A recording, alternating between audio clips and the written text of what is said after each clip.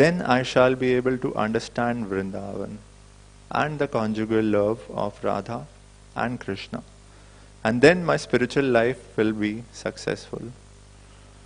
When shall I be very much eager to study the books left by the 6 Goswamis, headed by Srila Rupa Goswami and Srila Raghunath Dasa Goswami. By their instruction, I shall be able to properly understand the loving affairs of Radha and Krishna. My only aspiration is to attain the lotus feet of the 6 Goswamis, headed by Srila Rupa Goswami and Srila Raghunath Das Goswami. Narottam Das constantly prays to attain their lotus feet. This is the first song of Narottam Das Thakur's book called Prarthana. Srila Narottam Das Thakur ki jai.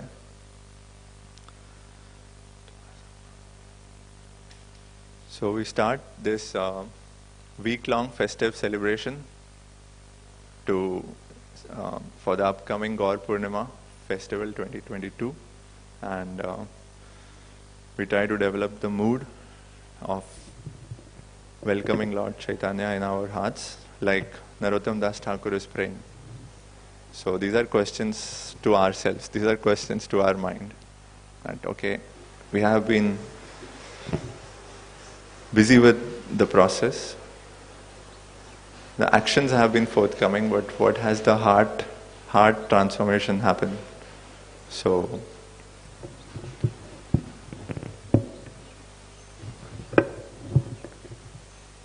the motions are easy to perceive, but that is not a metric in bhakti. The emotion or the consciousness is the real metric of bhakti. So therefore great acharyas like Narottam Das Thakur are, of course they are so advanced, they are at a siddha stage. Still they are asking their own mind, when will you get rid of material desires? So you should not get caught up with the emotions, but think of and align our emotions. So today we'll start with a beautiful section of Lord Chaitanya's pastimes. Of course, the pastimes of Lord Chaitanya are unlimited, like an ocean, and it's like a sweet meat. From wherever we eat, we take a bite, it's going to be equally relishable. So we have two shlokas today, which is the section we will cover. So please chant after me. Jaya Jaya Shri Chaitanya Jaya Nityananda Jaya Dvaita Chandra Jaya Gaura Bhakta Vrinda Jaya Jaya Shri Chaitanya Jaya Nityananda Jaya Dvaita Chandra Jaya Gaura Bhakta Vrinda Jaya Jaya Shri Chaitanya Jaya Nityananda Jaya Dvaita Chandra Jaya Gaura Bhakta Vrinda.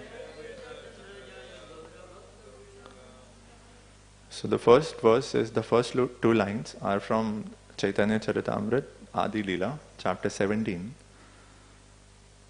6th verse.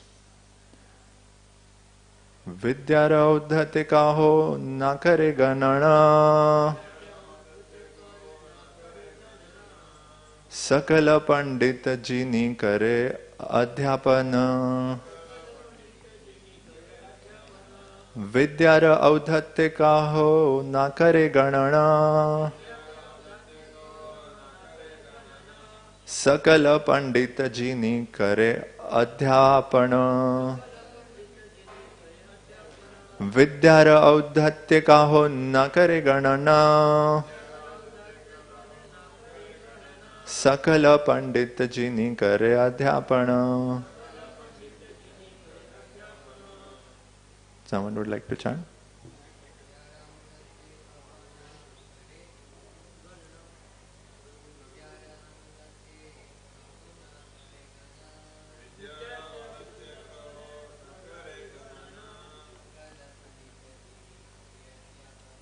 सकल पंडित जिनि करे अध्यापन,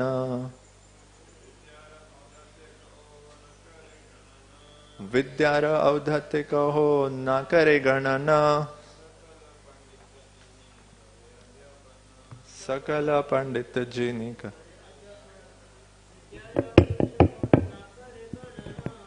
विद्यार औद्धत्य कहो न करे गणन, सकल पंडित जिनि करे अध्यापन. So the translation goes, by dint of pride in his education, Sri Chaitanya Mahaprabhu, not caring for anyone else, defeated all kinds of learned scholars while executing his studies. So this is where our narration today starts from Lord Chaitanya as Nimai Pandit.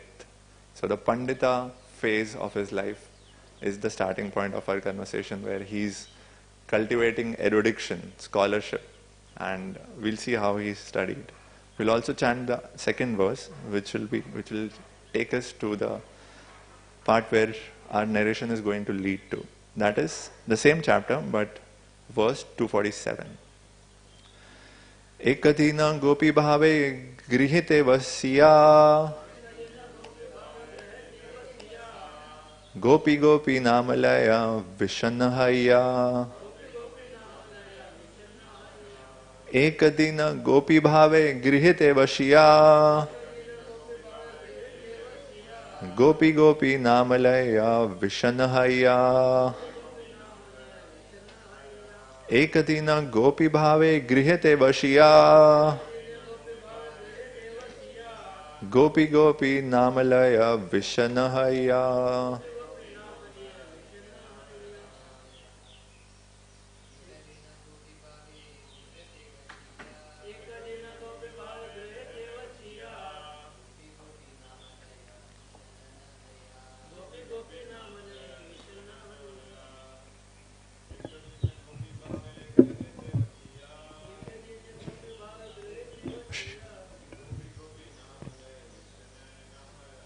Gopi gopi namalaya vishanahaya. Ekadina gopi bhave grihate vasya, gopi gopi namalaya vishanahaya.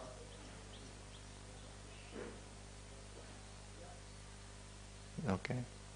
So the translation goes as follows. One day, the Lord, in the ecstasy of the gopis, which is Gopi Bhav, was sitting in his house, very morose in separation. He was calling Gopi Gopi. So, you see the shift in just 240 verses of one chapter of Adi Leela. So how did this dramatic transformation happen? A scholar, a pandita, a logician, a grammarian, how did he become a sentimental, emotional saint? So is bhakti a sentimental thing, or is there some scientific basis to it?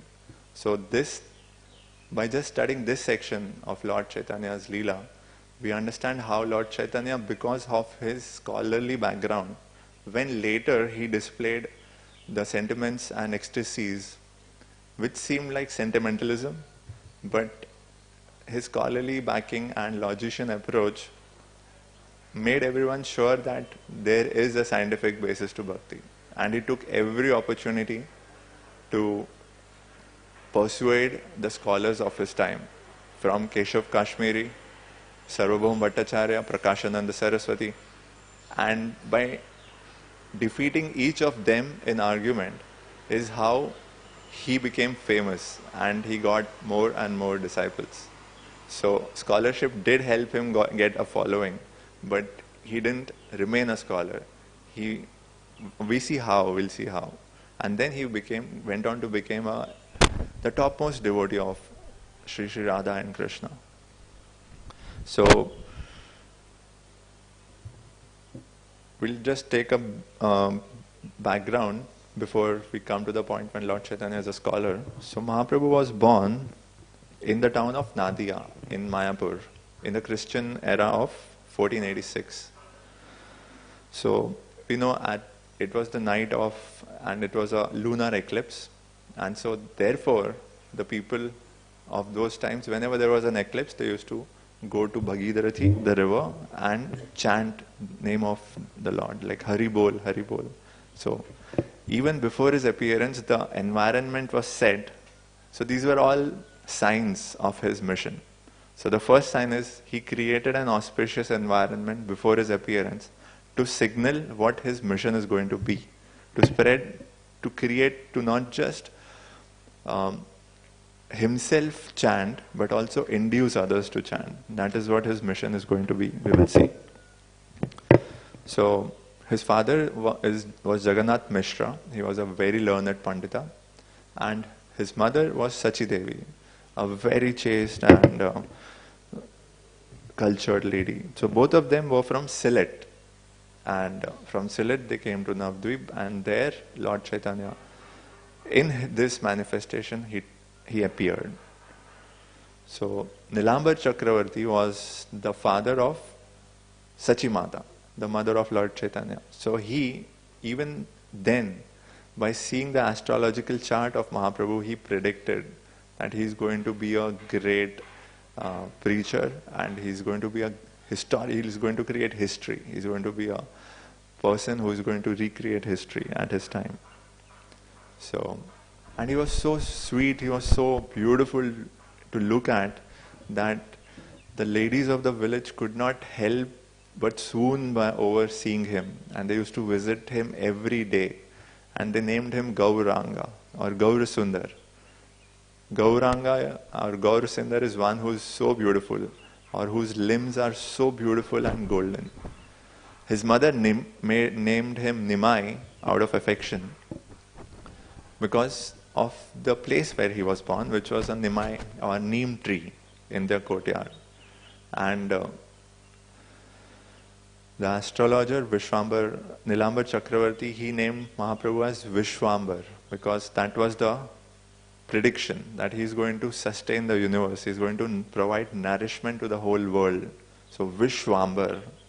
So from Vishwambar to his mother's Nimai, that is how Mahaprabhu's birth pastimes took place. So there are many beautiful narrations of how Lord Chaitanya, in his toddler years, he had so many beautiful and enchanting pastimes.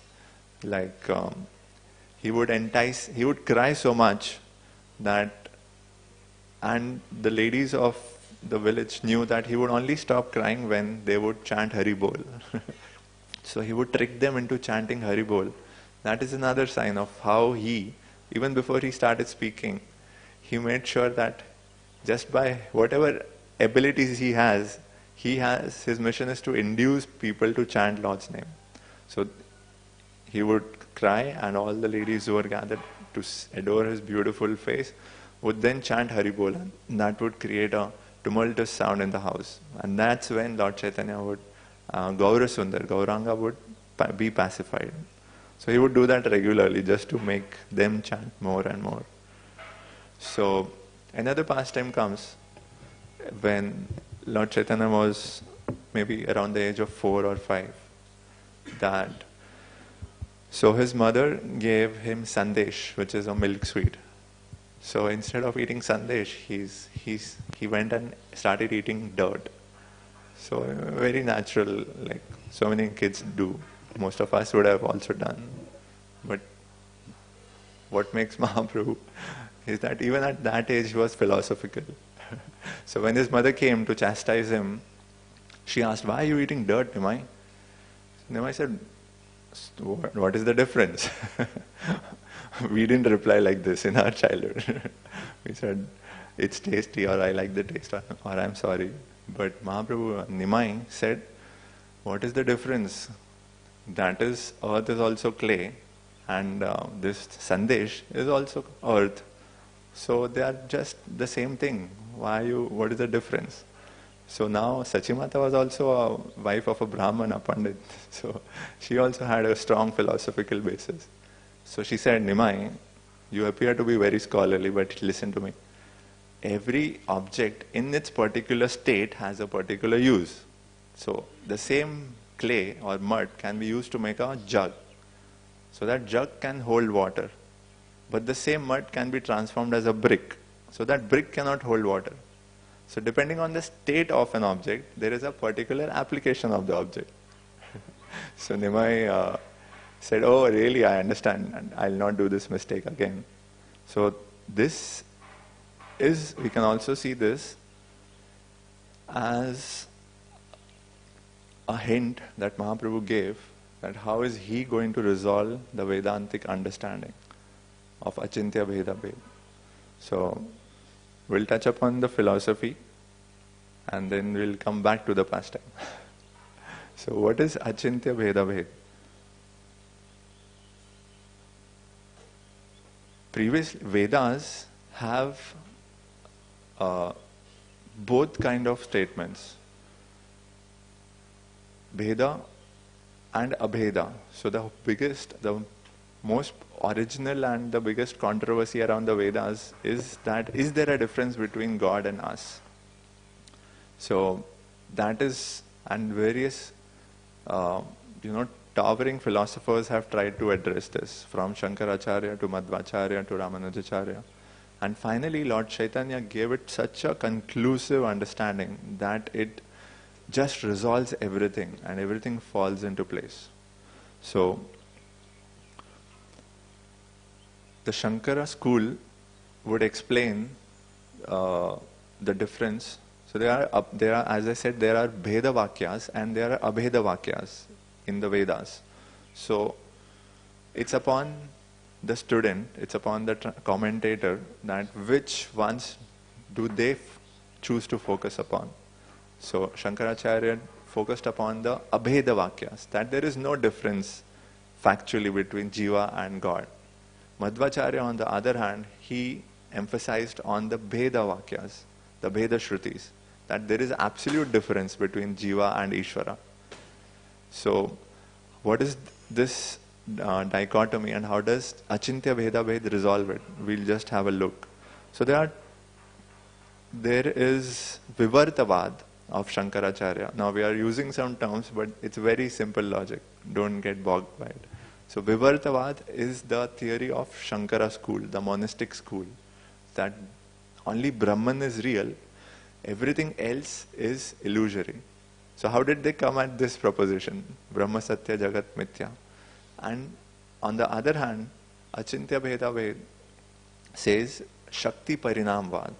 So we'll just spend a few minutes to understand these two theologies, these two schools of thought. Is it okay with your permission? Early morning philosophical dose. So first we'll see the Shankara school understanding of, what is it called? Vivartava.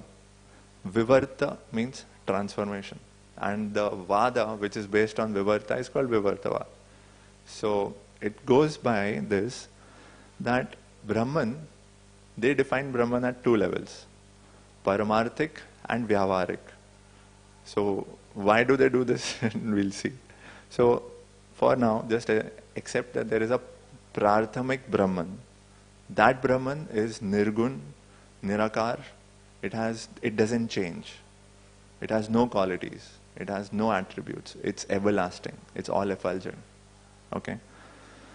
So Nirgun Brahman, that is what it is called. So that is one without a second, that it never undergoes transformation. You're with me? So now, but sounds good that Brahman is so pure that it doesn't undergo change. But then how do we explain something that is not Brahman if it doesn't undergo change? So what is that something? This material world.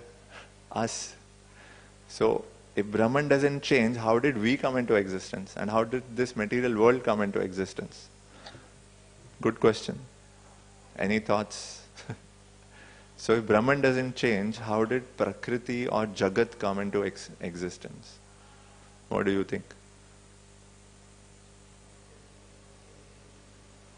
Yeah. It is all Maya. Sab Maya hai. Sounds good. But that is, see, when it's a very deceptive way of Shankara's school use of logic is that till the time it serves their end, they will use logic. And when it doesn't fit, they will put out statements which are so irrational. So, what do you think? If Brahman is unchanging, how did Brahman change to become this Prakriti?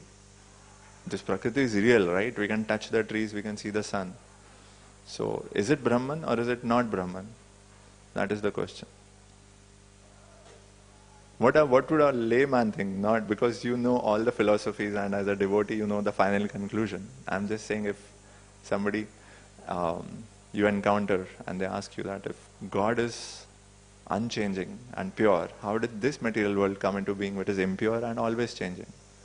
So how will you reply?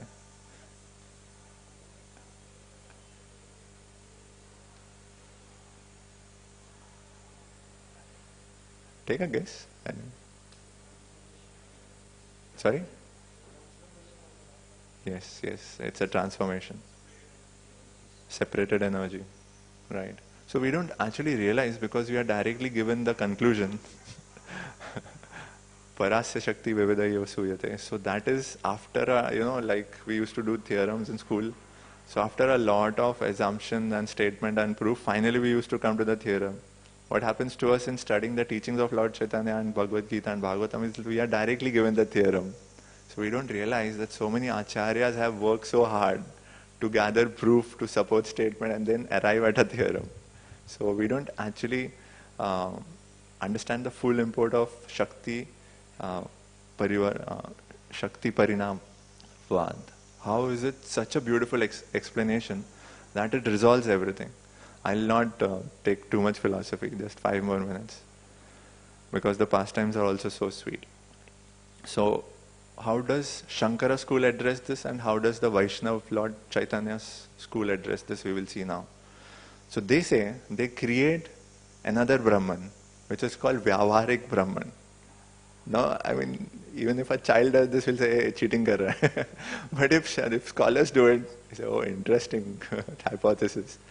So it is very childish that first you say Brahman is unchanging, then you create another Brahman to resolve the contradiction that Brahman cannot change.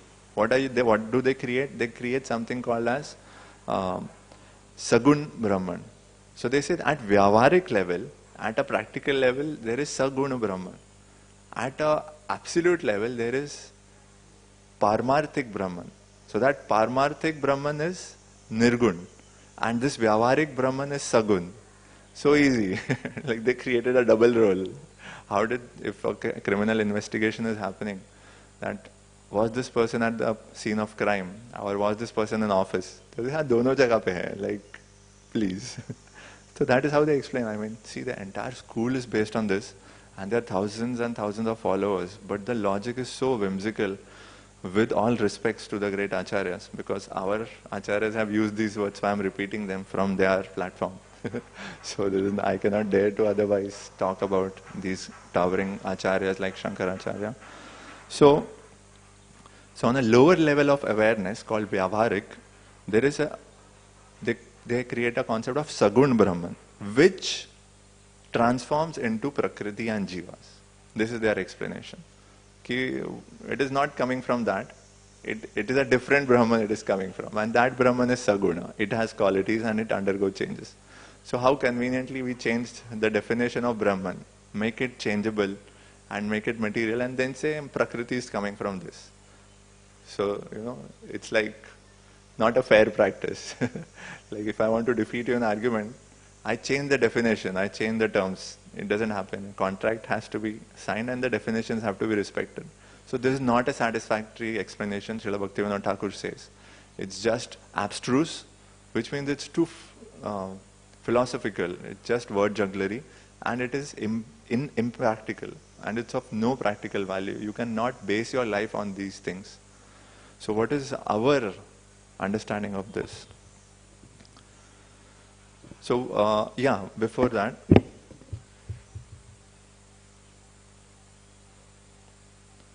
so one fundamental tenet of Vedanta is that Janmadi Asya Yataha, that Brahman is the cause of everything. this also has to be respected while we are proving our theories. Okay, so getting a little complicated, but please bear with me. So first we understood how Saguna Brahman and Nirgun Brahman are used to explain how one absolute truth is non-changing, and the same part of that absolute truth is what changes and what becomes this Prakriti and this Jiva. So that is one section. So remember that. Second, we are coming to what is, there is a cardinal principle of Vedanta which I said is Janmadi Asyayata, that everything has to come from Brahman. Since Brahman is changeless, so part one what I said is Sagun Brahman se Prakriti or Jiva aate hain, right? And now if then somebody points out while they were speculating like this, let's create a Sagun Brahman, I'm just dramatizing it. They created a second Brahman which is Sagun Brahman and said the Prakriti and Jivas come from this, not from the Nirgun Brahman, that is pure. So by that they balanced both the truths कि eternal unchanging भी है और उसमें से Prakriti भी आ रहा है, so the cause of this existence is explained. But then somebody points out to them, but Vedanta says Janmadi Asya Yata, that everything has to emanate from Brahman and Brahman is changeless. So ये change कैसे हो रहा है? Even if it is Saguna Brahman, the lower level of awareness, how is it undergoing change? So first we explained that origin is explained. Now we are coming to the topic of changelessness should also be explained. So how do you think their innovative speculation resolves this? Brahman change नहीं होता है, तो सगुण ब्रह्मन से ये प्रकृति और जीव कैसे आए? It's illusion. ये है ही नहीं. I mean, what are you talking of? There is no transformation of Brahman because this jivas and this prakriti is not real. Beat that logic. It's so amazing. So very convenient, very clever, but it's not logical. I mean, it also defeats common sense that to try to avoid answering one difficult question, you are creating two other new things, new definitions. So that is how this is explained in the Shankara school. Did you get it? That to explain that Brahman is not changeless, they say that whatever manifestations has come, even from the Saguna Brahman, is not real. So therefore we are all imaginary. We have no importance or significance in this world. This just ascribes such a nihilistic view to life. Imagine yourself in a... That's why Prabhupada says materialism is just covered impersonalism. Western society is like their ideology is materialism.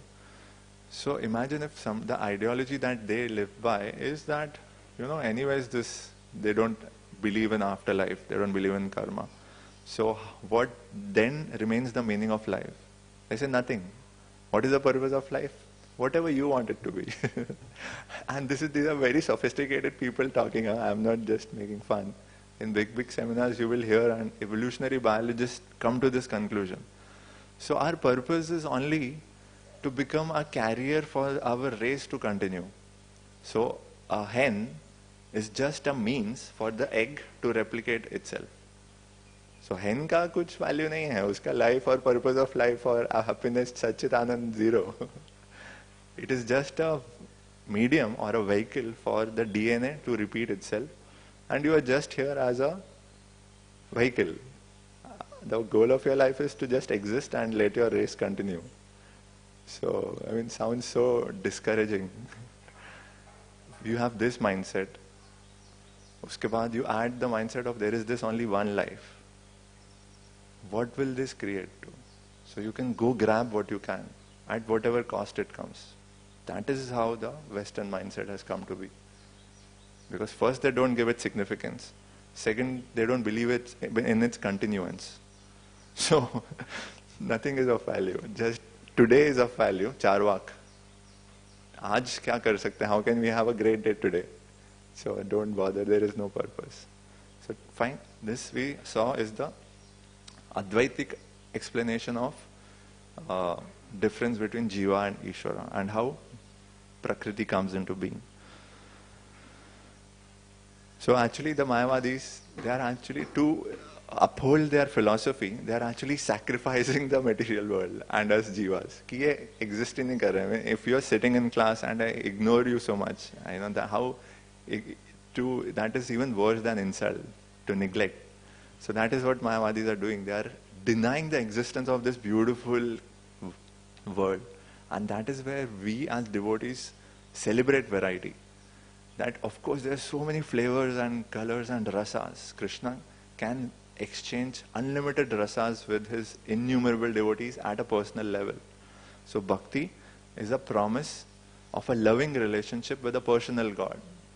This is so opposite to their presentation. So therefore, why does Lord Chaitanya say that if you hear Mayavad, you will become bewildered?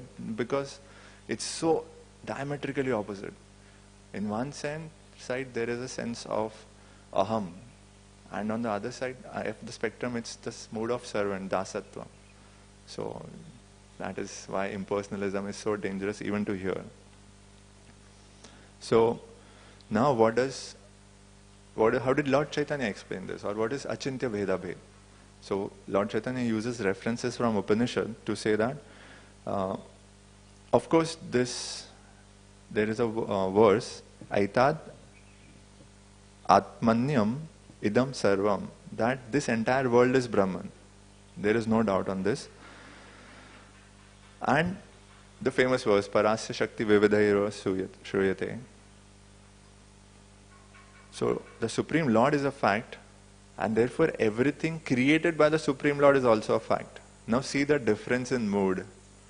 That absolute truth is real. So everything that comes from absolute truth also has to be real, right? If a hen is real, the eggs the hen gives will also be real. We cannot say the hen is real, but the eggs are imaginary. It will be so foolish. That's what the Advaitic philosophy is actually saying, and everyone is choosing to believe it. So, Achintya Veda Ved says that Lord is real, and all the manifestations from the Lord, like this Prakriti and Jivas, they are also real. But how do you explain that Brahman doesn't change? That is where Ishopanishad mantra is so important. Om Purnam Adam Purnamidam. That although don't limit Brahman like you do to any material object. Material object में से कुछ कम किया तो it will reduce. Why are you applying that mundane material logic to something metaphysical? So keep logic aside. That is the first thing Achintya Veda Ved says. Achintya means stop using your creative speculation, O Mayavadis. Achintya hai. First accept that it is Achintya. Then what will that help us in? That will stop us from speculating. Yes, everything that emanates from the Lord is real. But how does Lord undergo change then? We will explain in a bit. So there are two parts. There is Lord and Lord's energies. So Lord's energies undergo change to become this Prakriti and Jivas. So we resolve both the things. That Lord is not changing. Still this material world is real. So this is Shakti Parinamvad. Makes more sense. Sounds more logical. So, I mean, it took us 10 minutes to explain, but in the timeline of history, Shankaracharya came somewhere in 800 AD or some dispute that even before that, and Lord Chaitanya in the 15th century. So it took 1500 years, what we discussed in 15 minutes. And the best part is that even today these different schools coexist. Why? Because depending on one's consciousness, a particular philosophy feels more appealing. So there are people who will still believe that there is no difference. So they are monists. And the beauty of Vedic culture is, Sanatana Dharma, is that it embraces all views. That you are Vedic even if you believe in God as Brahman. Or even if you see God as a beautiful Krishna playing his flute and spending time with his friends. So everything is embraced and housed within the Vedic frame. That is the beauty of it. So the original ingredient is Ishvara, and Ishvara has Shakti. Those Shaktis undergo transformation to become this Prakriti and Jivas. So therefore, uh, anyway, I think it will become more complicated. Because there are arguments again and again. So even to this, the monists will have some argument, and then we will have some argument. So that goes on, like tarko pratishta, shrutayasya vibhinna. So there is no end to the logical loop. Therefore, Lord Chaitanya called it as achintya. First accept that it's metaphysical, it's beyond your perception, and then do the samanvay of bhed and abhed. Both these statements are there in the Shrutis. How do we reconcile them? And what is the synthesis of all this? That is the beauty of Lord Chaitanya's achintya bhedaved. So, we come back to Leela. So, in the 8th year, when Lord Chaitanya was around 8-year-old, he was admitted to the local Pathshala of Navadvip. Even before that, even in his 5th year, he learned Bengali very quickly. So just see the phenomenal accomplishments and learning Lord Chaitanya is achieving even as a child. So at 8 years of age, he was admitted to the Pathshala of Gangadas Pandit in Ganganagar. Within 2 years, he mastered grammar and debate. So how to present, how to persuade, and what are the rules of grammar. So that used to be the pastime, not cricket. That used to be the sport of those times. Let's sit and have a debate. So Prabhupada, there's a pastime of Prabhupada, that Prabhupada was traveling in a plane with his disciple. So Prabhupada presented one argument.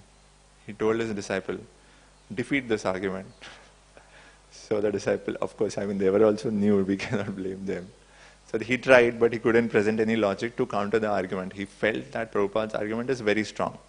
But then Prabhupada himself countered his argument and defeated his first argument.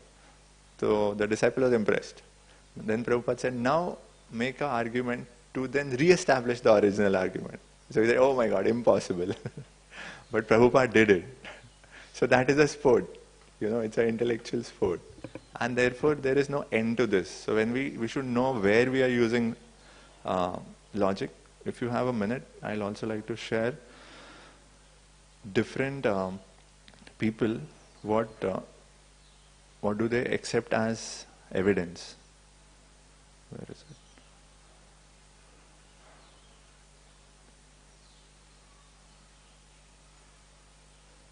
Okay.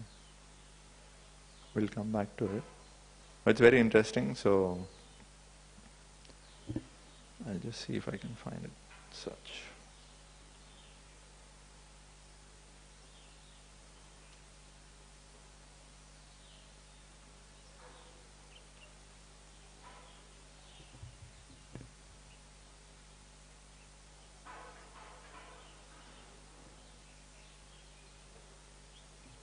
Okay, I'll just see if I come back to it. So, the point I was trying to make is there are different schools of thought, like the 6 systems of philosophy.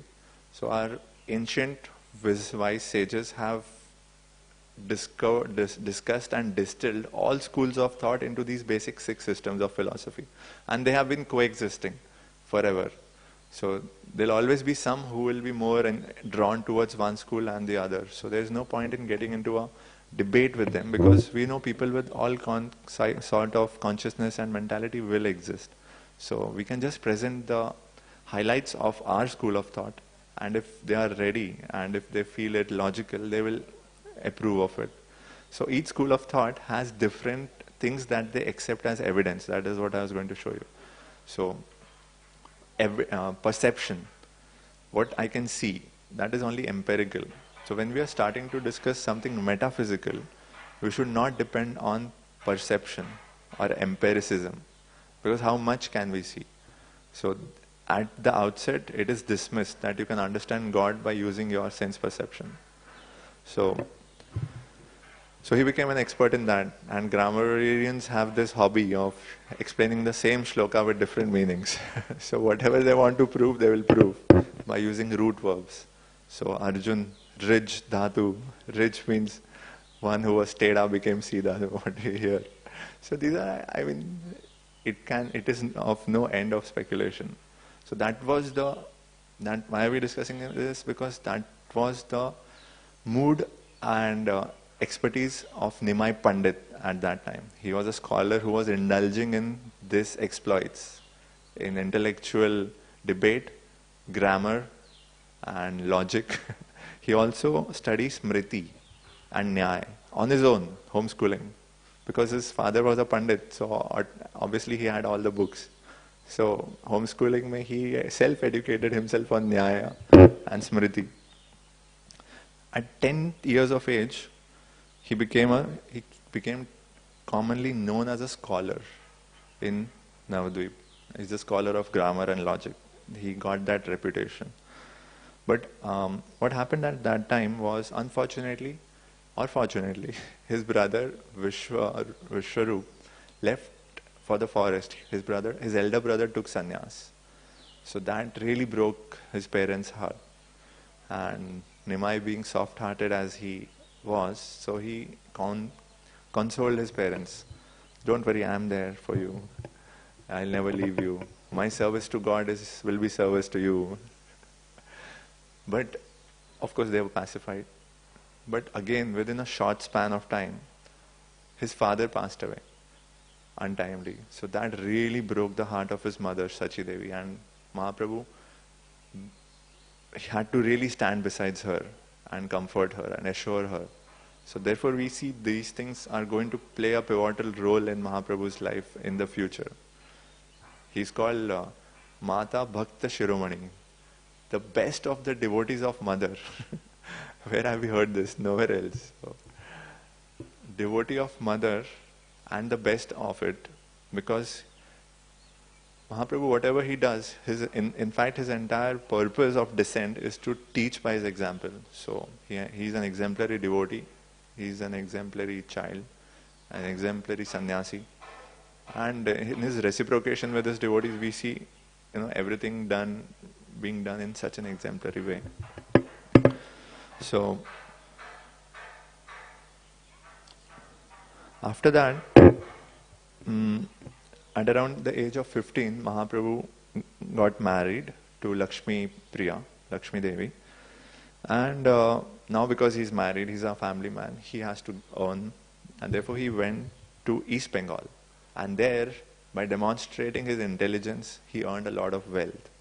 That's what his pastimes were at that time. That's where this verse comes in. Audhat means Uddhat. He was so proud of his intelligence that it gave no regard to anyone.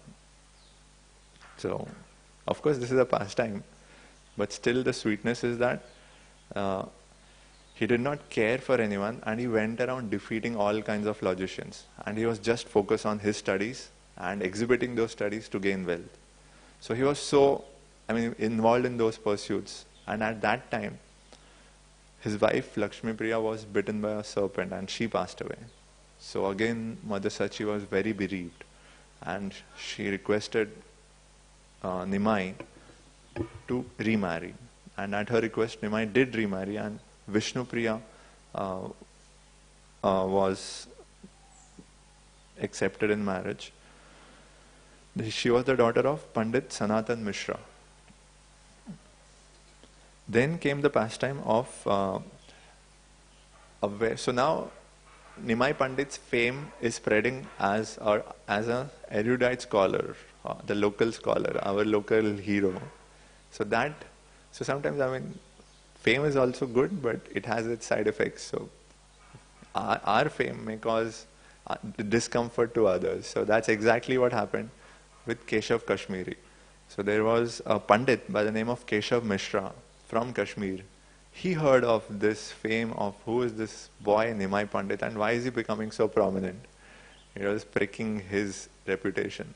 So his idea was to go around, defeat people and collect certificates of defeat from them. Digvijay, so one who has conquered all directions. So he came to Navadvip with the intention of debating, challenging and defeating Nimai Pandit. And the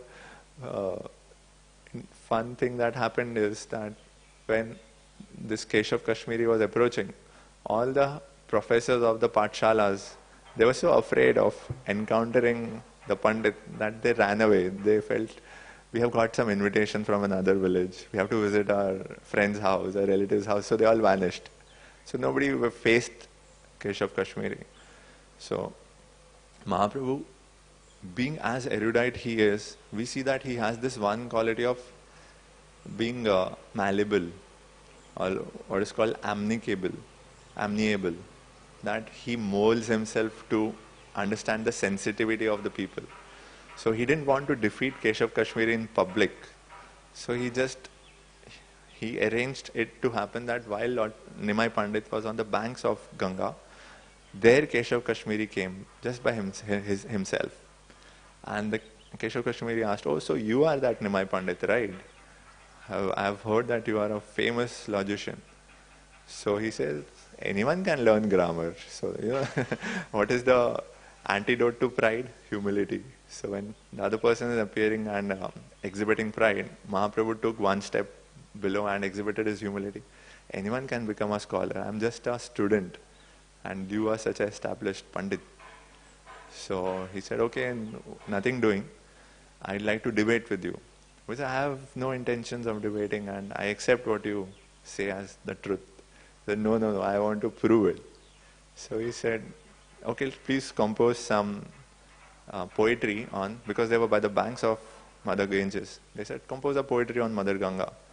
And now the expertise of Keshav Kashmiri is going to be seen. He started composing shlokas glorifying Mother Ganges on the spot. And at the speed of wind, it is said. Within a very short time, he composed 100 beautiful poetic shlokas glorifying Mother Ganges. So, but our hero, Nimai Pandit, was not impressed. He was just detached, watching.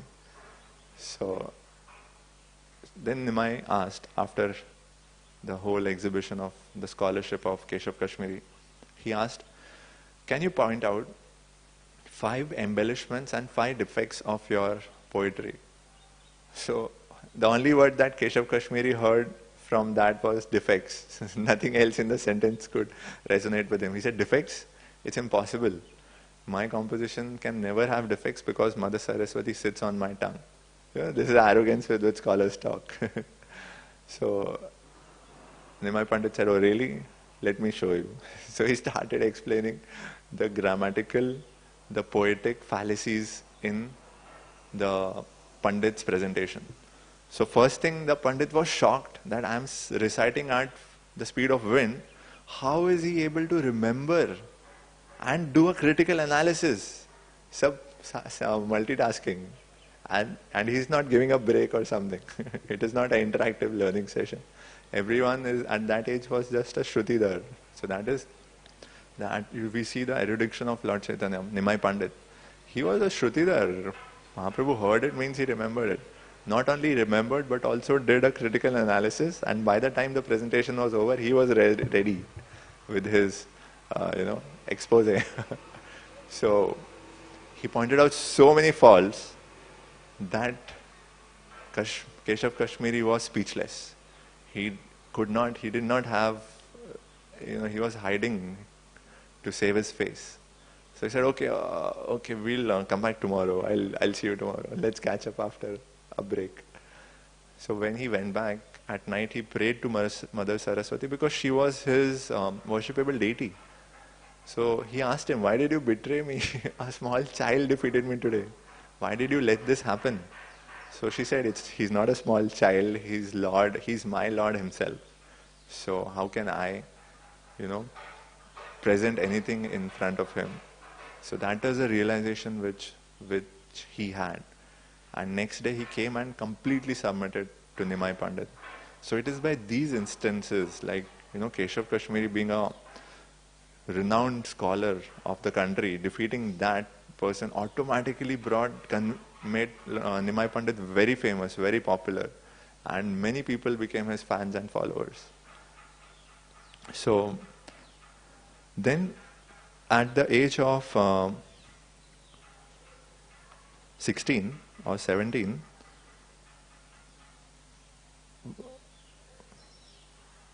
just I'll add one more thing.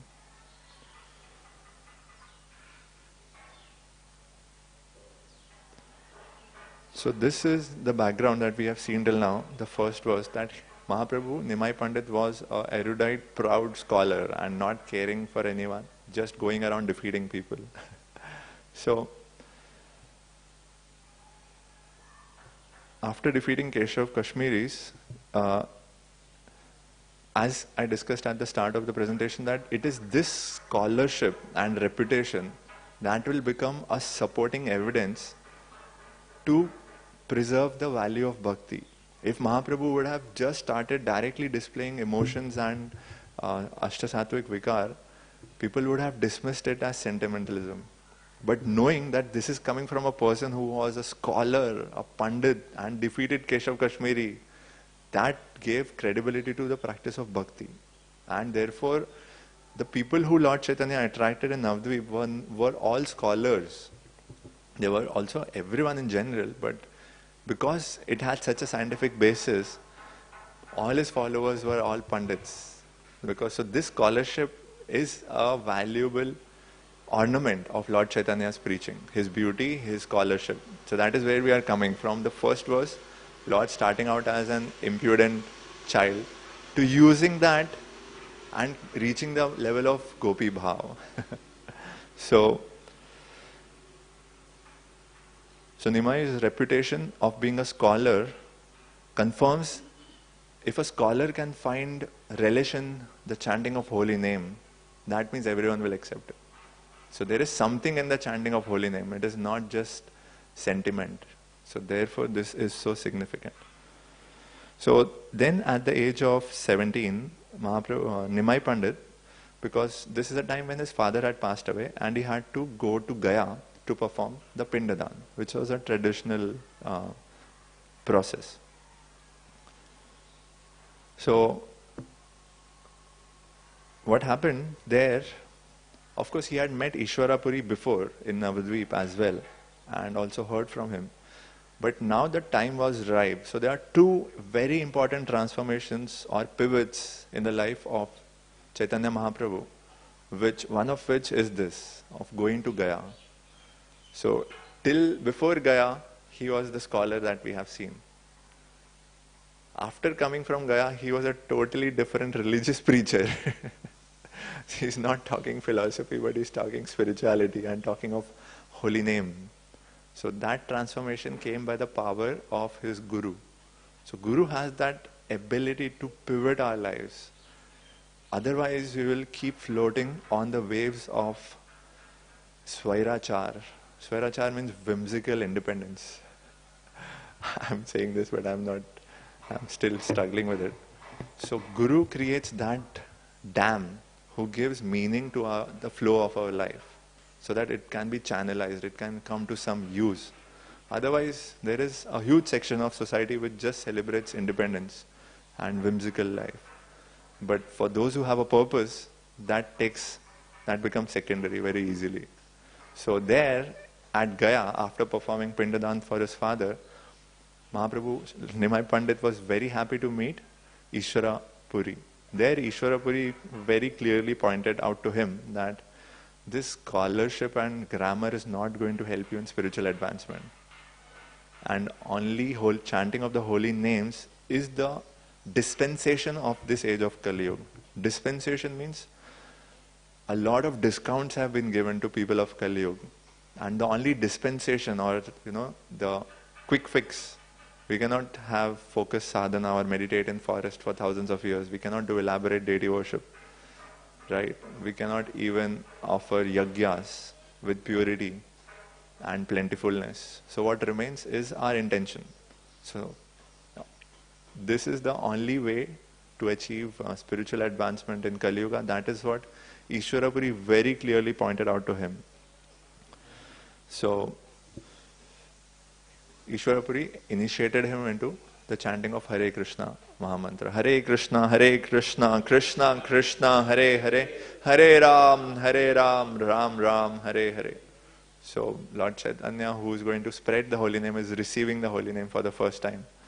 There's also a beautiful pastime around it. Maharaj, we have grown up hearing, all congregation has grown up hearing so much Gaur Leela from Maharaj that, We cannot even try to describe to that extent. So it looks very limiting and foolish.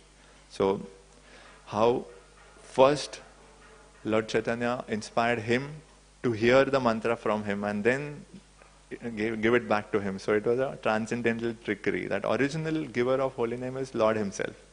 How can he have a guru? But for proprietary and for uprightness or being proper, he did accept a guru.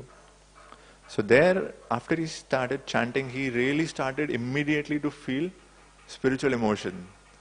And at first, because till now he was a dry scholar, he only understood logic, grammar and nyaya. So he felt something is wrong. Why am I feeling so emotional, or spiritual ecstasy is flowing in me?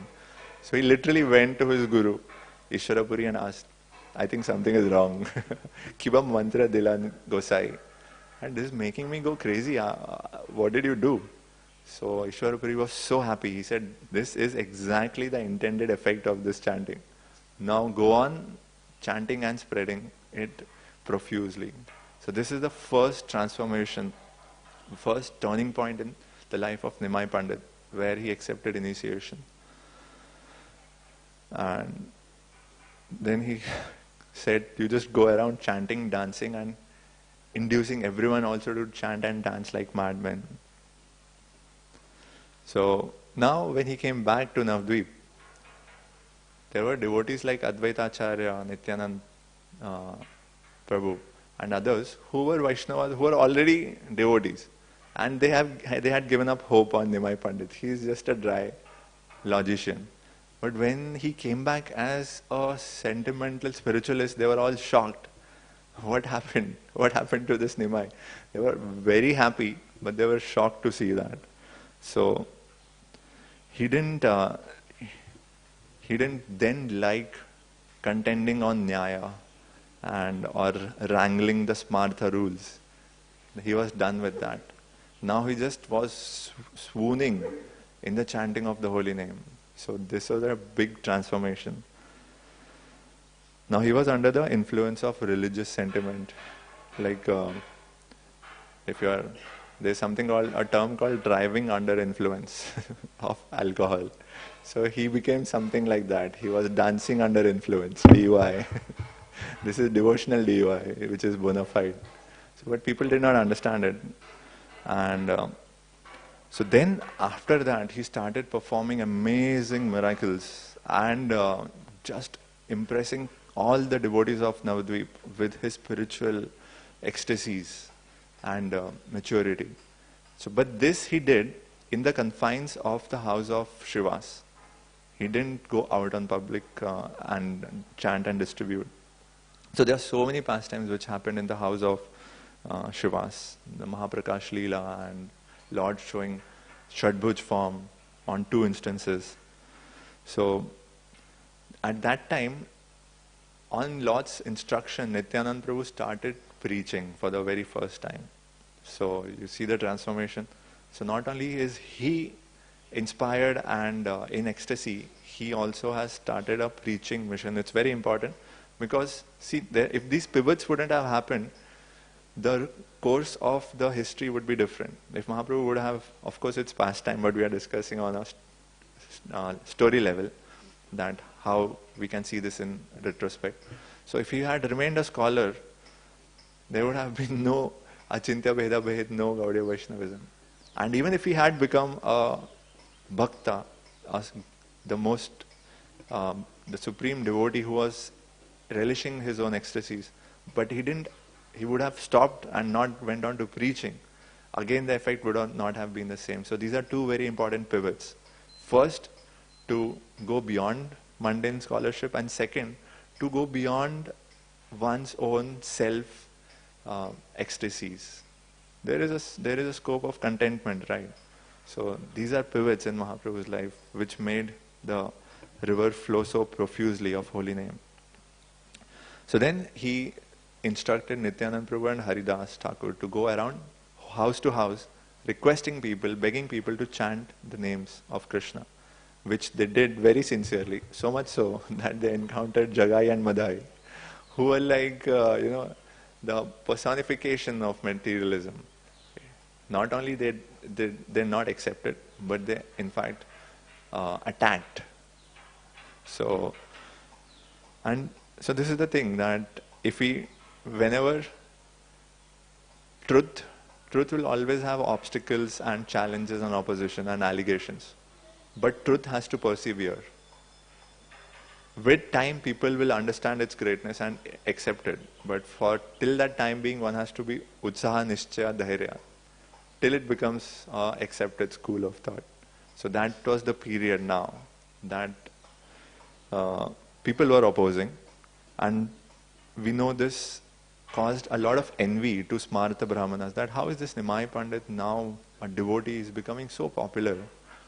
Like, we know currently that one nation is undergoing war and the entire focus of the world is on that nation. So a complaint from a leader of another nation is, previously we were war-torn and the whole world was talking about us, but now that attention has moved to the other country. So even though they were also in a very difficult state, a war-torn country, they didn't like that the attention of the world is going from them to a new country. So that is what the Smarta Brahmins were going through. They were feeling, we will become irrelevant if everyone starts becoming a devotee of the Lord, and pure bhakti is the highest.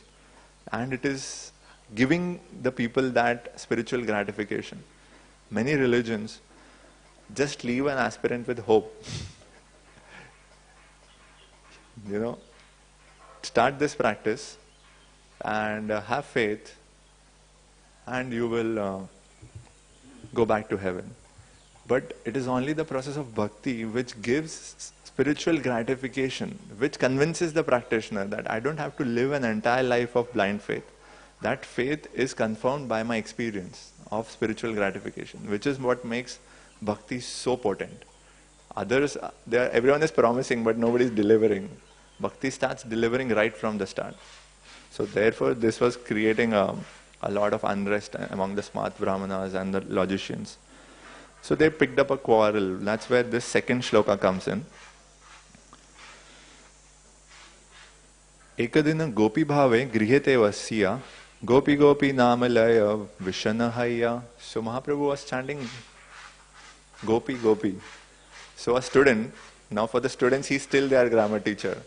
So the student came and said, Krishna नाम लेने में पुण्य है मैंने सुना है, but गोपी का नाम लेने में कोई पुण्य नहीं है. There is no piety in chanting gopi. Why are you chanting gopi? So that pissed off Nimai so much, not Nimai, Gaura Sundar, so much that he really considered options at this time. So this reminds me of a story of somebody we have here as a volunteer. First he had his own company, serving food, very healthy, nutritious food to companies. But it was a new company and they had to meet many people, and they tried very hard and they were successful to some extent. And they did for a couple of years. Then one day in a meeting, when he was talking to an HR of a company, he came and presented that, employees should get healthy food and it should be a balanced diet, and there should be proteins, carbohydrates. So the HR asked him, what is a balanced diet?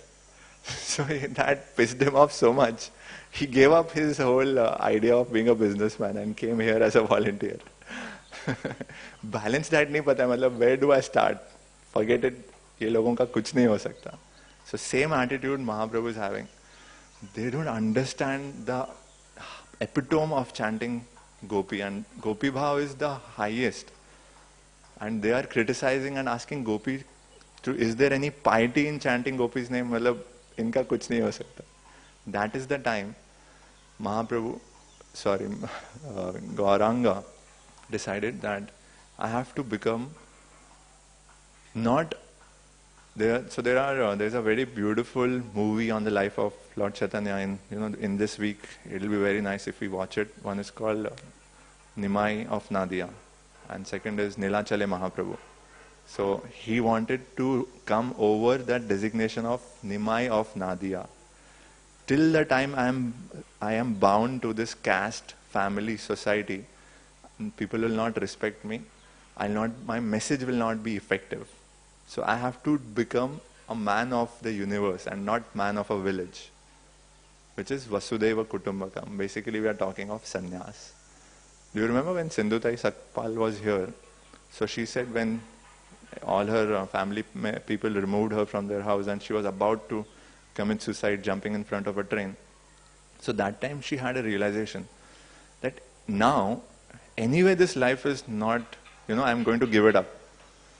So I don't have any interest to live it and there is nothing in it for me. So rather than ending, can I give it to the world? That is the time she thought that if I belong to one, I cannot belong to all. So that statement really struck me when she said, and it is exactly similar to what Gauranga Mahaprabhu is feeling at this time, that if I remain just the Nimai of Nadia, people will not accept my presentation and not, like his students, they are ganging up and trying to attack him. So he said, this is not going to help. So even at the cost of so much pain to his family, to himself, he chose to take sannyas. So that is, why did he take sannyas? As we discussed, these are important pivots in his life which has led to where the world is today. So he took sannyas for us. His sannyas is not the karma sannyas, where one goes into seclusion and relieves himself of all duties so that they can just meditate. Mahaprabhu's sannyas, and that too he took sannyas, we know, from a Shankara Sampradaya. Because only one reason, I want a platform. I have the content, I want a platform. YouTube was not there that time. So he had the content, he knew that this works, and he knew that people are not accepting me. So I have to start a YouTube channel, I have to take sannyas. So Mahaprabhu's sannyas is nothing but compassion for us. So that is the second important transformation that we discussed today. First was his meeting Ishwarapuri, where he changed from being a scholar to being a devotee. And now, Krishna sends different people in our life to inspire us in different ways. So one was the guru, other was the student who is coming to attack. So both are inspiring him to go in the right direction. So taking inspiration, like it's Krishna speaking from you, like Prabhupada said to a postman. So the postman said, Swamiji, what are these magazines that you are selling? People will read it in 2 days and throw it. Why don't you write books? So Prabhupada said, actually Krishna is speaking through you. I should write books. Because books people preserve. And that is what we know have been time bombs in the houses of so many people all over the world. Even if people don't read it for a long time, sometimes somebody in their family reads it and the harekrishna explosion happens. So this is the point we'll conclude, and devotees in the next sessions will talk of the beautiful pastimes of Lord after taking sannyas. And but we'll also touch upon the point of him being amenable, which means he molds himself into the desire of his devotees. Aham bhakta paradhina, that devotees are superior to me. I accept devotees' will above my will. So the first instance of that, because sannyas life means now you have given up living for yourself. Now the purpose is only to live for the world. How did Mahaprabhu display that? To start with, immediately after sannyas, he was tricked by Nityanand Prabhu and Advaita Acharya to go to Shantipur instead of going to Vrindavan. So they tricked him and not only took him there, they kept him there for so much time. So he agreed, fine.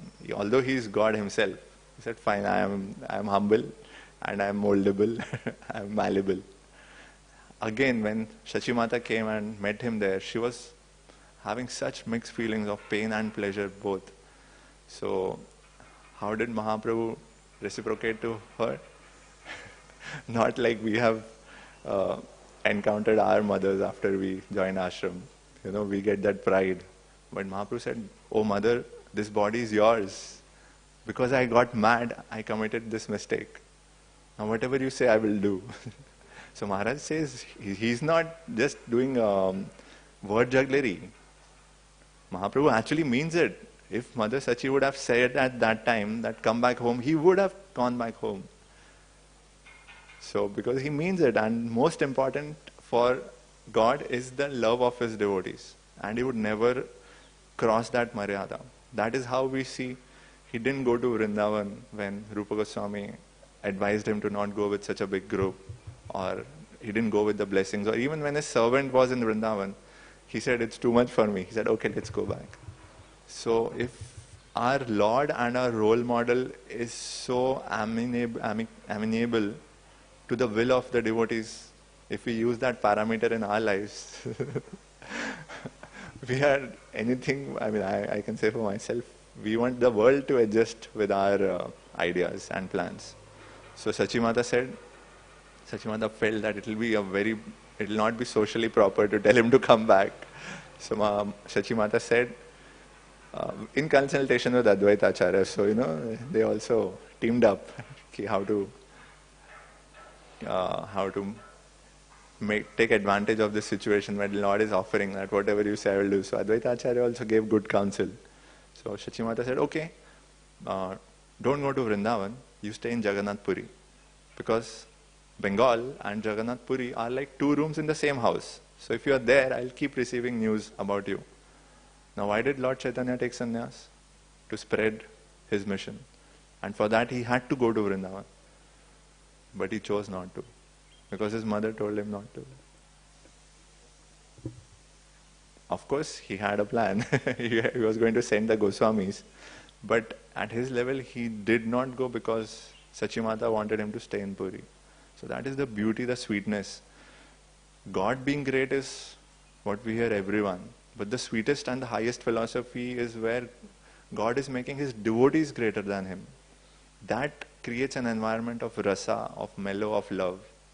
So Sachimata said, stay in Jagannath Puri, I'll get your news. So he said, okay. And he stayed there. So pastimes are unlimited, time is limited. So other speakers will continue this for the next 7 days till we celebrate Sri Gaur Purnima on next Friday.